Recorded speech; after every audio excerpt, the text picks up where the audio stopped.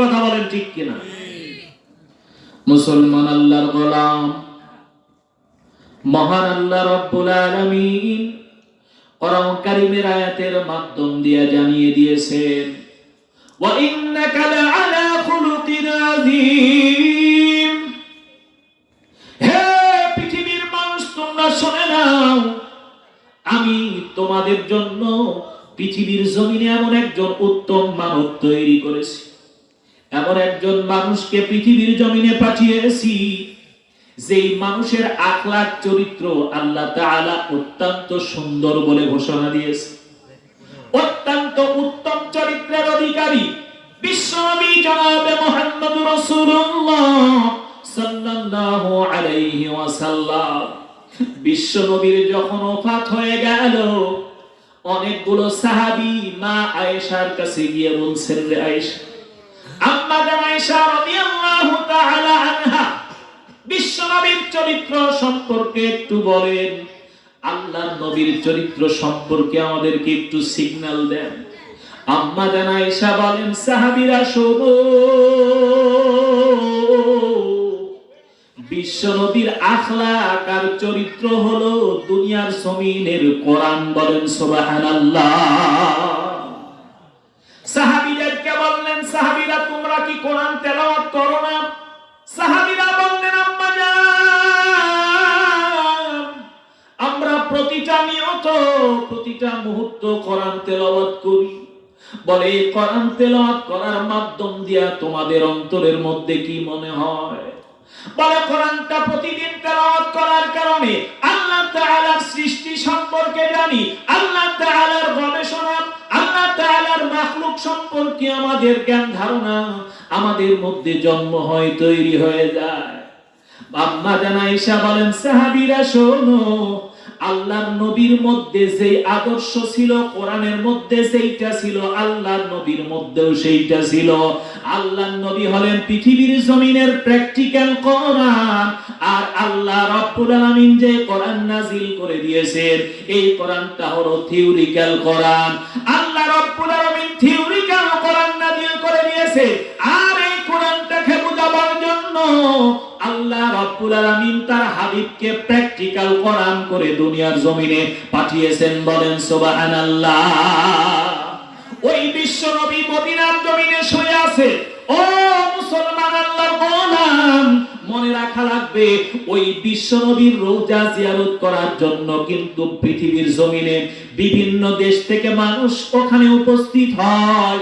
আল্লাহর নবীর রওজা মুবারকের উপরে কাছে গিয়া সালাম জানায়, আল্লাহর নবীর উপরে দরুদ তেলাওয়াত করতে থাকে, আল্লাহর নবীকে মহব্বত করে, বারবার যেতে মন চায়। কিন্তু ওই মদিনার জমিন থেকে ফিরে আসার পর আমার আদি সাহেব মুরব্বি পাশে রয়েছে, জিজ্ঞাসা করবেন, বাজার মক্কা মদিনা জিয়ারত করেছেন? বলেন হ্যাঁ। আল্লাহর নবীর কবর জিয়ারত করেছেন? বলেন জিয়ারত করেছি। আবার যেতে মন চায় কি না? মুরব্বি বলবেন অবশ্যই অবশ্যই, বারবার যেতে মন চায়। কারণ ওই মদিনার জমিনে রয়েছে অত্যন্ত অত্যন্ত অত্যন্ত মহব্বতের একজন মানুষ। এই জন্য বলতে চাই, হাজী সাহেবদেরকে যদি জিজ্ঞেস করা হয়, বাজান আবার যেতে মন চাই কিনা, বলে দিলটা বারবার কান্না করে, ওই মদিনার জমিনে বারবার যাওয়ার জন্য দিল কান্দে। এই জন্য আমরা যারা যেতে পারি না, আমাদের সেখানে যাওয়ার ইচ্ছা আছে না নাই? মদিনা চাইতে পারলাম না, মদিনা দেখতে পারলাম না, মদিনা নাম কত সুন্দর,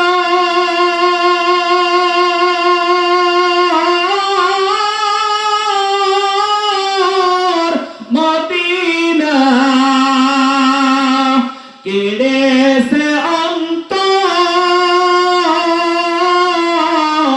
ওই মদিনার পথের ধুলি আমি, ওই মদিনার পথের ধুলি আমি মাখতে পারলাম না, মদিনা যাইতে পারলাম না, মদিনা দেখতে পারলাম আল্লাহ তাআলা আমাদের সকলকে মদিনার মেহমান বানায়া দিক, বলেন আমিন। মুসলমান ভাই, এই মুহূর্তে বিশ্ব নবীর আখলাক সম্পর্কে আমরা জেনেছি। আল্লাহর নবীর আখলাকটা হলো উত্তম চরিত্র, অত্যন্ত সুন্দর, যা পৃথিবীর কোন মানুষের মধ্যে নাই, যা পৃথিবীর কোন মানুষ আজও পর্যন্ত আল্লাহ তাআলা পৃথিবীতে পাঠান নাই। এই জন্য বিশ্ব নবী বলেন, তোমরা যদি উত্তম আখলাক অনুসরণ করতে চাও তাহলে আমার আখলাকের দিকে অনুসরণ করো।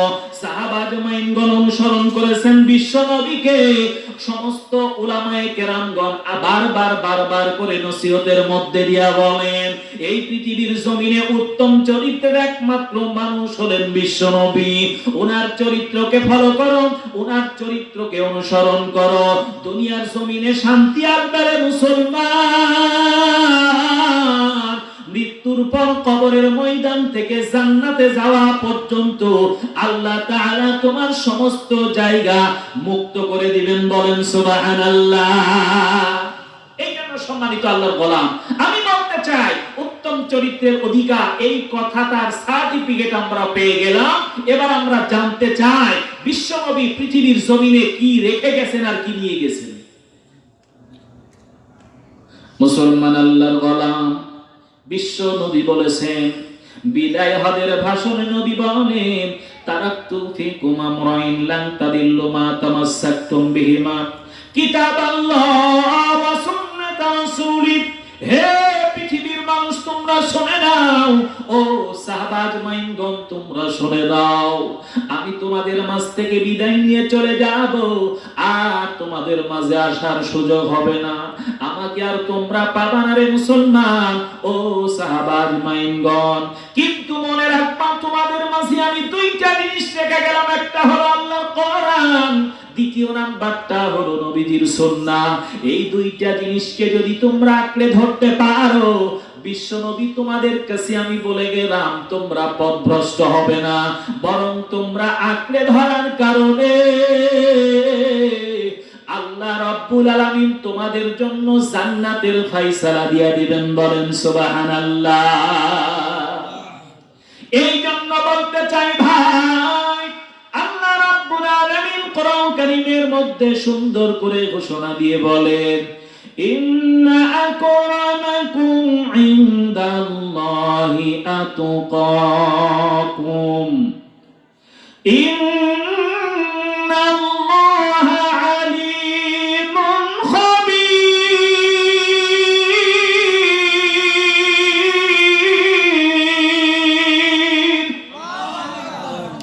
আল্লাহ রাব্বুল আলামিন বলেন, আজকে দুনিয়ার জমিনে ওই ব্যক্তি আল্লাহ তাআলার কাছে বেশি সম্মানিত, যার চরিত্র ভালো, যার আখলাক ভালো, যার আমল ভালো। ওই সমস্ত মানুষরা যারা আল্লাহর নবীকে অনুসরণ করেছে, আল্লাহর নবীর সুন্নতের পাবন্দি করেছে, আল্লাহর নবীর পদাঙ্ক অনুসরণ করেছে, ওই ব্যক্তিরাই আজকে দুনিয়ার জমিনে কামিয়াব হয়েছে। বিশ্বনবী মদিনার জমিনে 3 দিন পর্যন্ত নাই, খুঁজে পাওয়া যায় না আল্লাহর নবী কোথায় গিয়েছেন। সমস্ত মদিনার সাহাবারা আশ্চর্য, মনের মধ্যে কষ্ট, মনের মধ্যে যন্ত্রণা, আল্লাহর নবী কোথায় গিয়েছেন।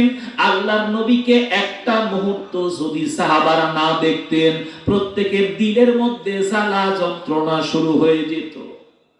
ওমর বারবার করে বলছে, হে মদিনার কাফের মুশরিকগুলো, শুনে নাও, যদি আমার নবীর সামান্য তিল পরিমাণ কোনো ক্ষতি হয়ে যায়, আমি উমর উন্মুক্ত তরবারি নিয়ে তোমাদেরকে এই কথাটা বলে গেলাম, আল্লাহর নবী কিছু হওয়ার সঙ্গে সঙ্গে আমি উমর তোমাদের সমস্ত ব্যক্তিদের কল্লা কিন্তু দ্বিখণ্ডিত করে দিব। উন্মুক্ত তরবারি নিয়ে হুঙ্কার দেয় উমর, হে মদিনার বাসীরা, তোমরা শুনে নাও, আল্লাহর নবীর যেন কোনো ক্ষতি না হয়। হযরতে ওমর সঙ্গে সঙ্গে 3 দিন যখন অতিবাহিত হয়ে গেল, আল্লাহর নবীকে তালাশ করার জন্য বের হয়েছেন, মক্কার দিকে রওনা দিয়েছেন।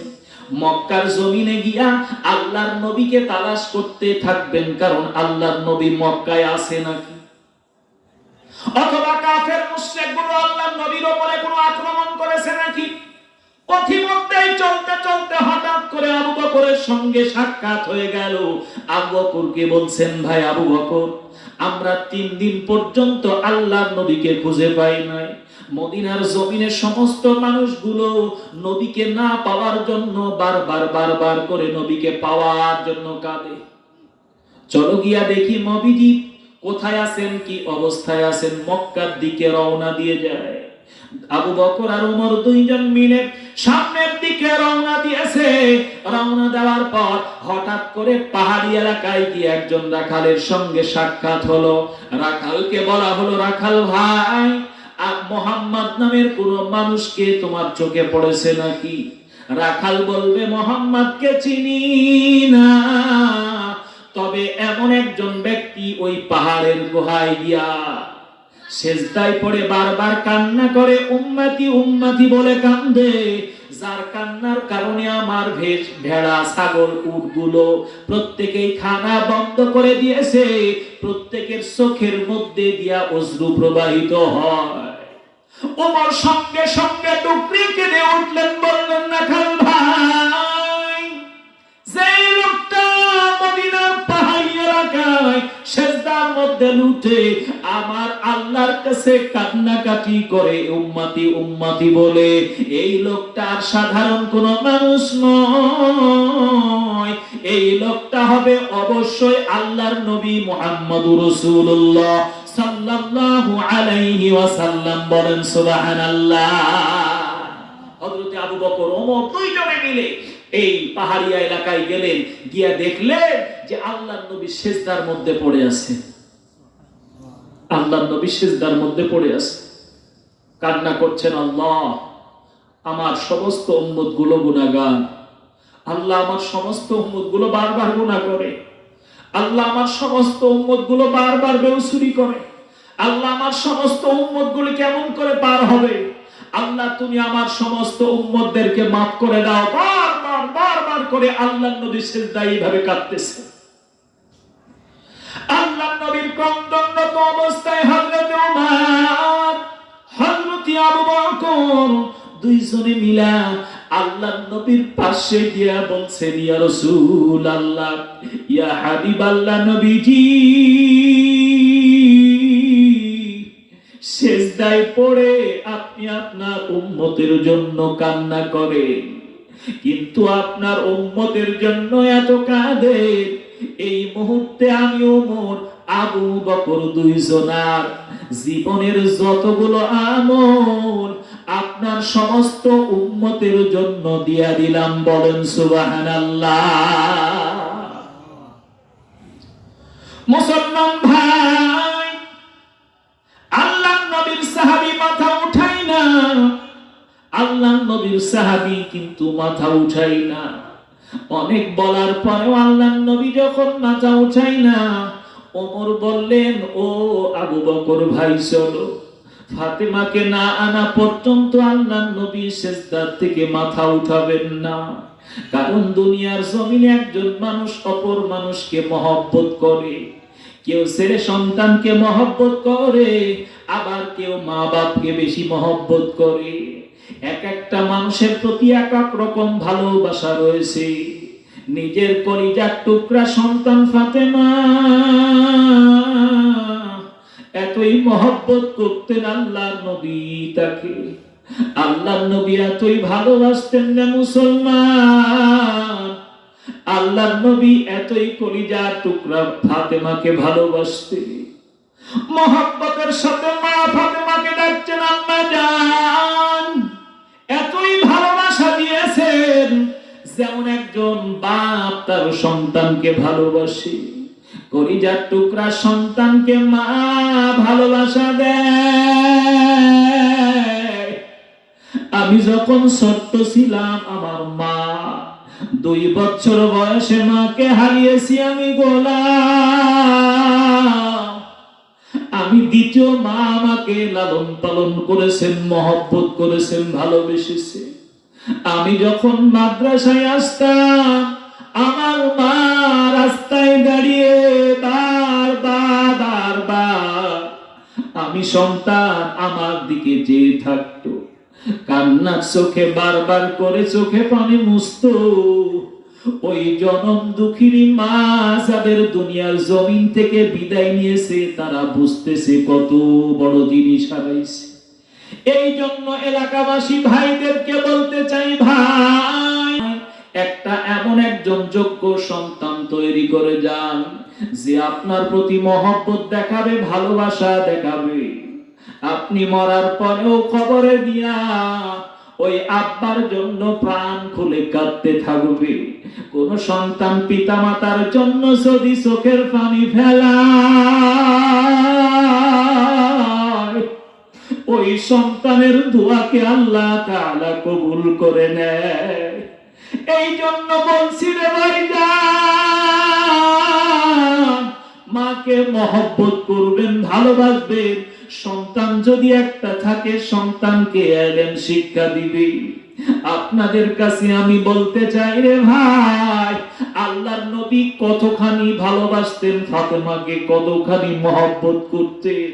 হযরত ওমর আর আবু বকর বললেন ফাতেমাকে না আনা পর্যন্ত আল্লাহর নবী সিজদা উঠাবেন না।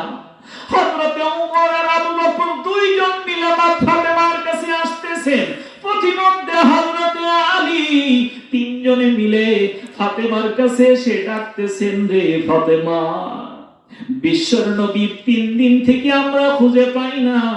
হঠাৎ করে খুঁজতে খুঁজতে দেখলাম পাহাড়িয়া এলাকায় সেজদারত অবস্থায় উম্মতের জন্য কান্দে।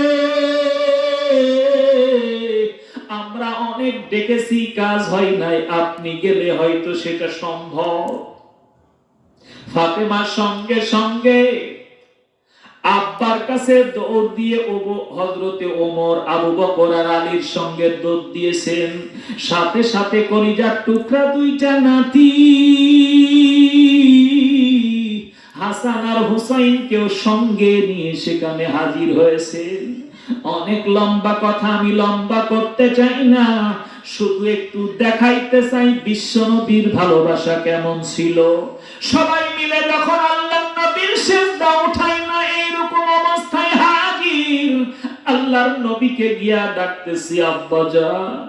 ফাতেমা ডাকতেছে আব্বা জান, ও আব্বা, আপনি যে কান্না করেন 3 দিন থেকে আপনাকে আমরা দেখি নাই। আপনাকে দেখার কারণে 3 দিনের ক্ষুধা আমাদের নিবারণ হয়ে যায়। ইয়া রাসূলুল্লাহ, আব্বা জান আপনি এখানে সিজদায় রত হয়ে কান্নাকাটি করেন, আপনাকে কত খুঁজেছি, আপনাকে পাই নাই। এই মুহূর্তে আপনার কাছে এসে বলতেছি ইয়া রাসূলুল্লাহ, আব্বা জান আপনি সিজদা উঠান, আপনি সিজদা উঠান। আমি ফাতেমা কথা দিলাম আপনার সমস্ত উম্মতের জন্য আমার জীবনের আমলগুলোকে কুরবানি করে দিলাম। বলেন সুবহানাল্লাহ। মুসলমান ভাই, একজন মুসলমান দ্বীনের জন্য যখন নিজেকে কুরবানি করে দেয়, নিজেকে দ্বীনের জন্য যখন উন্মুক্ত করে দেয়, ওই বান্দার আর কিছু থাকে না, ওই বান্দার ঈমানটা পাকাপোক্ত ঈমান হয়ে যায়। আল্লাহর নবী মাথা উঠাই না। এরপরে ফাতেমা বলতেছেন আব্বা জান আপনি তারপরেও যখন মাথা উঠালেন না, এই মুহূর্তে আপনার সমস্ত উম্মতের জন্য আমার হাসান আর হুসাইনকে পর্যন্ত কুরবানি করে দিলাম। বলেন সুবহানাল্লাহ। লিল্লাহি তাকবীর। মুসলমান ভাই, আল্লাহর নবী সঙ্গে সঙ্গে মাথা উঠাই মা ফাতেমাকে বলছে, রে আম্মা জান, কেমন তুমি কাজটা করলা? তোমার এই শেষ কথাটাকে আল্লাহ তাআলা কবুল করে নিয়েছেন। বলেন সুবহানাল্লাহ। ওই মদিনার জমিনে আল্লাহর হাবিব শুয়ে আছে, ওই বিশ্ব নবী কিন্তু আমাদেরকে শিক্ষা দিয়েছেন কেমন করে চলবা, কেমন করে কথা বলবা, কেমন করে তুমি খানা খাবা, কেমন করে সালাত নামাজ আদায় করবা, সবগুলো শিক্ষা বিশ্ব নবীর মাধ্যম দিয়ে আমরা নিতে চাই। বলেন সুবহানাল্লাহ। মনে বড় আশা ছিল যাব মদিনায়। আশা আছে না নাই? মনে বড় আশা ছিল যাব মদিনায়। আরব সাগর পাড়ি দেব, নাই কো আমার তরি।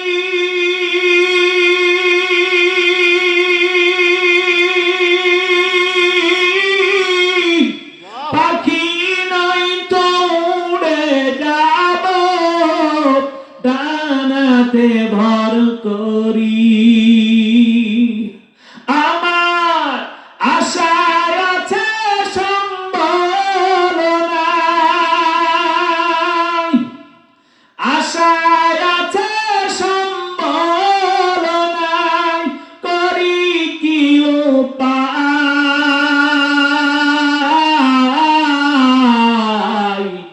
মনে বড় আশা ছিল যাব মদিনায়। আল্লাহ আমাদের সকলকে মদিনার মেহমান বানায়া দাও। বলেন আমিন। বিরক্ত লাগতেছে ভাই? বিরক্ত লাগেনি? এইভাবে যদি চলে শুনবেন তো ইনশাআল্লাহ।